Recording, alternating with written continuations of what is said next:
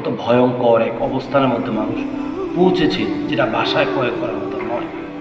আমরা যতটুকু জানি অসংখ্য অগণিত ফ্যামিলি আজকে প্রতিটি গ্রামে গ্রামে পাওয়া যাবে, প্রতিটি সমাজে পাওয়া যাবে, প্রতিটি মহল্লায় পাওয়া যাবে।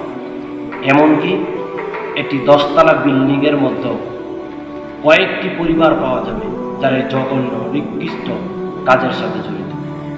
স্বামী স্ত্রী ঝগড়া লেগেছে, দুই কথা বেঁধেছে, বা একটু কঠিন আলাপ আলোচনা হয়েছে, সাথে সাথে স্বামী স্ত্রীকে 1 তালাক, 2 তালাক, 3 তালাক দিয়ে দেওয়ার পরেই তার হুঁশ ফিরে আসে।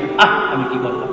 হুঁশ যখন ফিরে আসে তখন নিজেকে অপরাধী মনে করে, অথবা কখনো অপরাধী মনে করে না।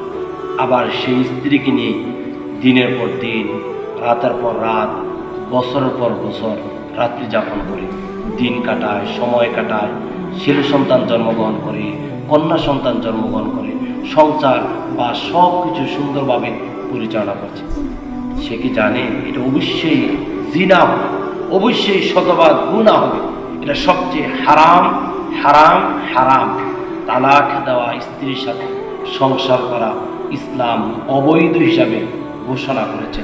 ইসলামী শিক্ষা না থাকার কারণে আজকে জঘন্য নিকৃষ্ট কাজ প্রতিটি সমাজ, প্রতিটি পরিবারের মধ্যে আজকে চলছে।